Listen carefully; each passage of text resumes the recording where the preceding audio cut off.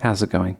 In the last video in our series, we were looking at getting started with Qt, creating a blank window, and putting this out into a class of its own. Hopefully you can see, well, over this video, how intuitive some of the stuff in Qt is. In this video, we're going to do a simple kind of hello world example, which uses a few different components, and we're going to build this up. Okay, so we'll start with the same sort of stuff. We're not going to resize the window, so we won't do that. But we're going to make a window with a label inside it.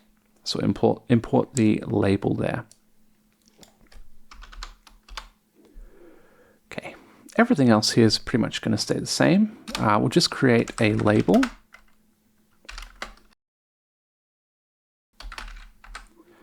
We'll set the text of the label to the tried and true hello world. Of course, if we run this right now, label will be completely forgotten.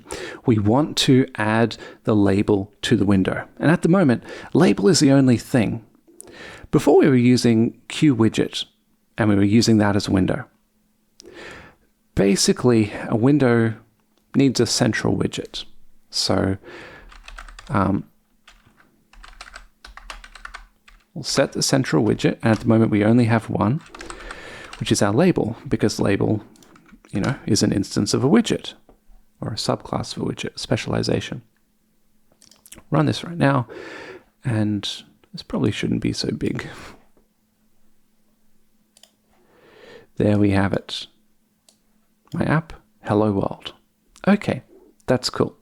So what else can we do with this? Well, let's create several labels, right?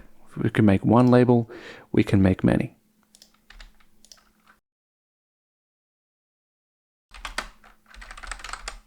Hello world, this is my GUI program. Okay, so the next question is, how do we kind of get these two labels together? Because a window has a central widget, but we've got two things now. So what we'll do is we will create a layout, and that will be a vertical box in this example. So we go Q vertical box layout. Okay. No worries. Then we'll add a widget to the layout.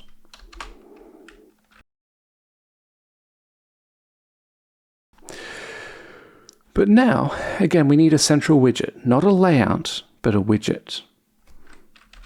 So what I'll do is I'll create a dummy widget. We'll import a QWidget, and we'll use this as a dummy. And it's this one, which we will set as a central widget. But wait a second, you say, well, we've got label 1, label 2, they're packed into this layout. We've got this widget, which is a central widget for the window. What we need to do is for that widget, we go set layout. And this kind of brings in those other two labels together in that vertical box layout. So I'll run this right now. There we have it. Hello world, this is my GUI program. Let's extend this a little bit. Let's make it so that we have this vertical box layout, and then down below we have a horizontal box layout with the same labels. Why not? We'll reuse them. Well, the first part should be pretty straightforward. Get a horizontal box layout, and then we can let me just go layout 1, very imaginative, and then we'll get the same stuff and we'll call this layout 2.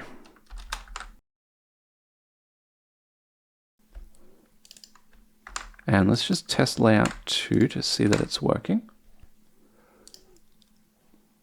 Yes, it is. Okay. That's great. So then the next question is, how do we get these two together?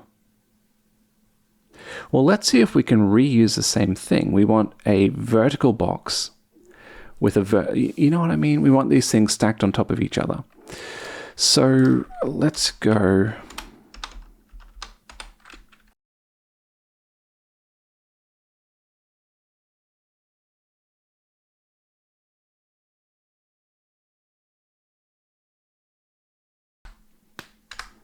Okay, so now we have our vertical box and our horizontal box. They're both packed. And now we need to stack them both together.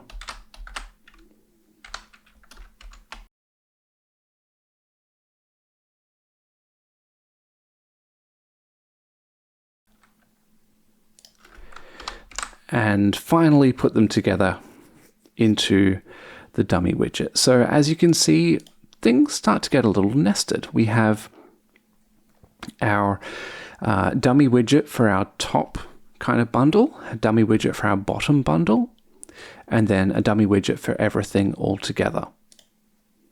Sometimes I find when I'm making these level editor tools that with more complicated layouts, it's a bit trickier to come up with names for all the regions. But, that's not good. What have I done here?